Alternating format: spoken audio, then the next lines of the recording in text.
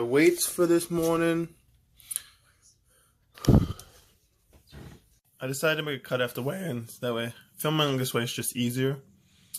Today we'll discuss the negativities in weighing yourself every day and why it's tough to do. So as you can see from my morning weigh-in, I was 205 and 209 on another scale, which roughly means I've lost 7 to 8 pounds in a matter of a week and less than a week and a half. Now for me, I know how my body is. Every about 2 weeks to a week and a half, that's when I'll start seeing drastic changes. Weight decrease, everything like that. And that's why it's hard to weigh yourself every day, because some days you might weigh 2 pounds lighter, some days you might be 4 pounds heavier. And it's just like, that's where people get depressed. Like, nothing's happening. Nothing is getting taken away. Nothing's changing. And as I discussed on a video a couple days ago, you don't look at your weight, you look at your clothing size. That will always be a sign of how you're doing. Why? Because you'll always lose fat from your waist, and your pants will start fitting differently. And you'll be like, what just happened? I'm heavier, and my pants don't fit. And it's just like, that's why, because you are doing what you're supposed to be doing.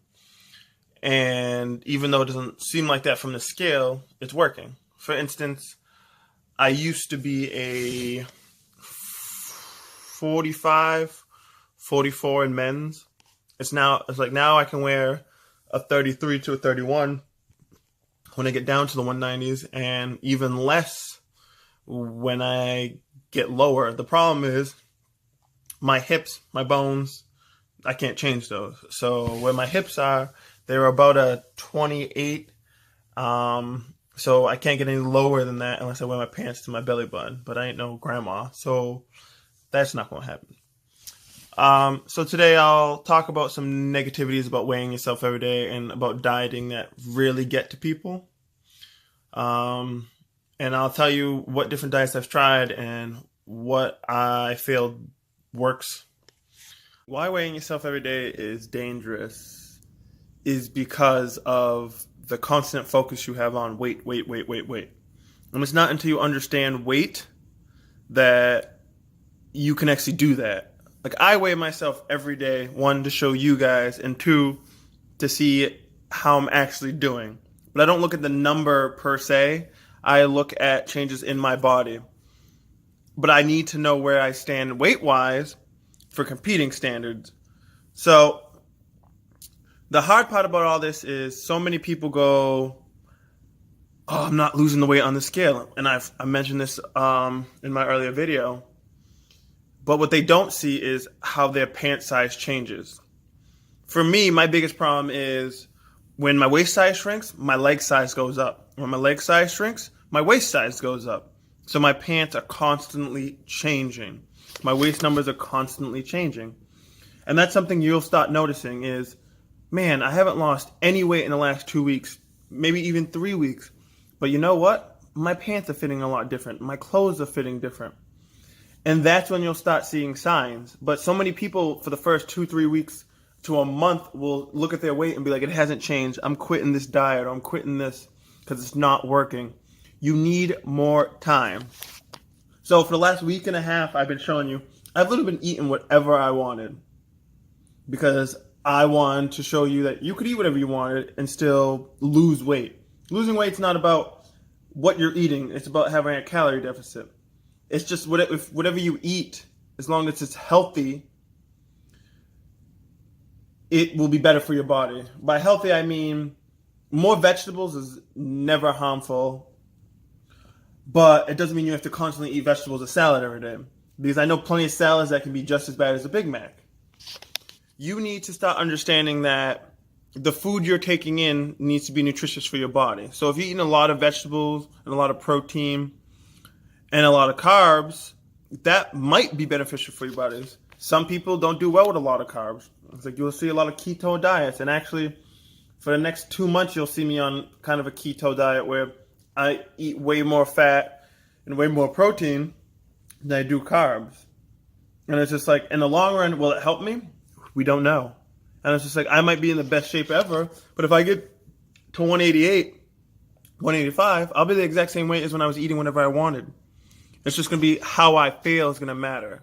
My weight at that point is not going to matter because it's going to be like, okay, you made it to 188 eating whatever you wanted, or you made it to 188 being on a strict ketone diet, eating fats and eating proteins more and less carbs.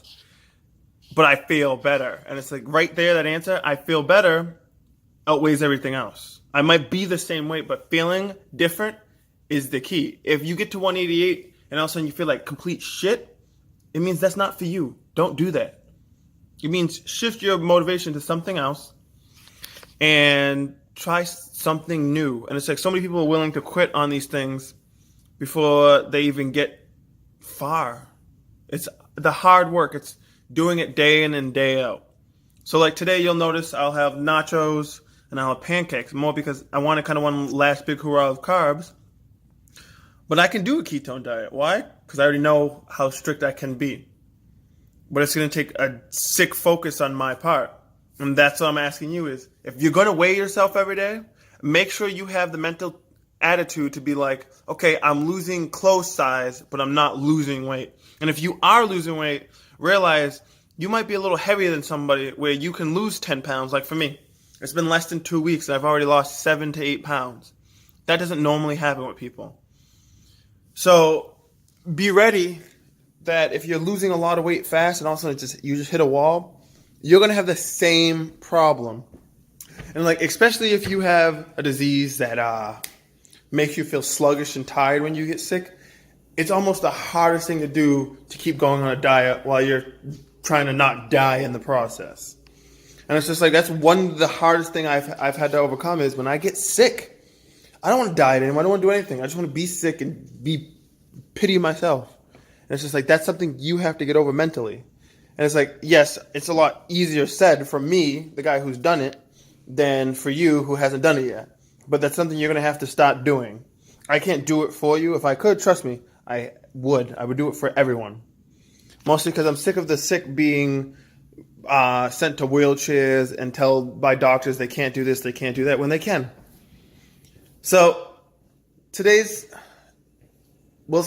goal is to weigh ourselves once a week. And if we don't see any changes, weight-wise, look at our clothes. And if we don't see any changes there, we need to work harder. All right. I'll see you guys tomorrow. Have a great day.